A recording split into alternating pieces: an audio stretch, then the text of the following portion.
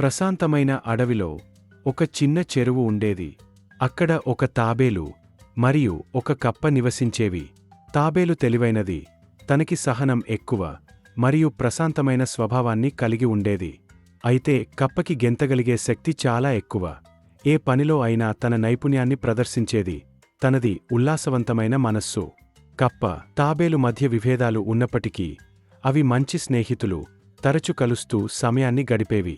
ఒకసారి వేసవి కాలంలో అడవిలో తీవ్రమైన కరువు వచ్చింది. చెరువు ఎండిపోసాగింది. రోజురోజుకీ నీటి మట్టం తగ్గిపోసాగింది. అడవిలోని జంతువులన్నీ నీటి కొరత వల్ల ఆందోళనపడేవి. కప్ప మరియు తాబేలు కూడా చాలా ఆందోళన చెందాయి. అప్పుడు కప్ప తాబేలుతో, మనం దీనికి ఒక పరిష్కారాన్ని కనుగొనాలి. ఇంకా కొన్ని రోజులైతే మనకు నీరు దొరకడం చాలా కష్టమవుతుంది. కప్ప ఆతృతగా చెరువు చుట్టూ దూకుతూ అంటుంది. తాబేలుకు కప్ప ఆతృత చూస్తే ముచ్చటేస్తుంది. కప్ప, నువ్వు చెప్పింది నిజమే. నీటిని కనుగొనడానికి మనం కలిసి పనిచేయాలి. కాని వేసవిలో నీటిని కనుగొనడం అంత సులభం కాదు అని అంటుంది. కప్ప ఒక్క క్షణం ఆలోచించి ఉత్సాహంగా ఇలా చెప్పింది. నేను గెంతుతూ వెళ్లి చుట్టుపక్కల సమీప ప్రాంతాలలో నీటి కోసం వెతుకుతాను.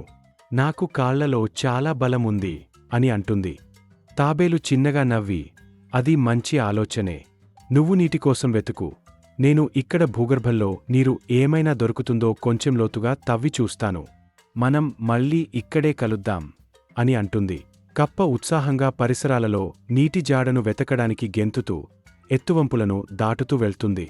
తాబేలు తన బలమైన కాళ్లను ఉపయోగించి మట్టిని పక్కకు జరుపుతూ నెమ్మదిగా చెరువు దగ్గర త్రవ్వడం ప్రారంభిస్తుంది. కప్ప అడవి అంతా వెతికినా పొడి నేల మరియు పగుళ్లు ఉన్న నేల మాత్రమే కనిపిస్తుంది కాని నీటి జాడ ఎక్కడా దొరకదు. కప్ప అలసిపోయి చాలా నిరుత్సాహానికి గురవుతుంది. ఇక్కడ తాబేలు కొంచెం నెమ్మదిగా తవ్వినప్పటికీ ఆపకుండా తవ్వుతూనే ఉంది.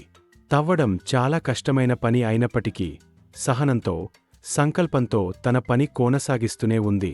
చాలా గంటల తర్వాత కప్ప అలసిపోయి మరియు విచారంగా చూస్తూ తిరిగి వచ్చింది.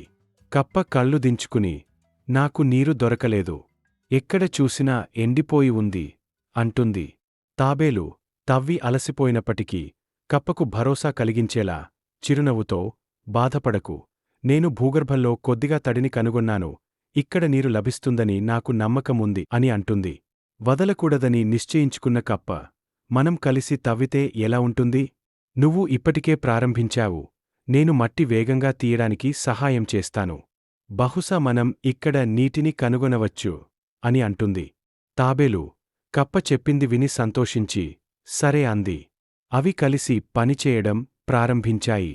కప్ప తన బలమైన కాళ్లతో మట్టిని వదులు చేస్తుంటే తాబేలు దానిని తొలగించసాగింది. అవి కలిసి పనిచేసి చాలా లోతుగా తవ్వాయి. ఒకదానినొకటి ప్రోత్సహించుకొని ఆపకుండా చేయసాగాయి. అవి అలసిపోయినా కూడా ఆపకుండా చాలాసేపు తవ్విన తరువాత చిన్నగా నీటి శబ్దం విన్నాయి.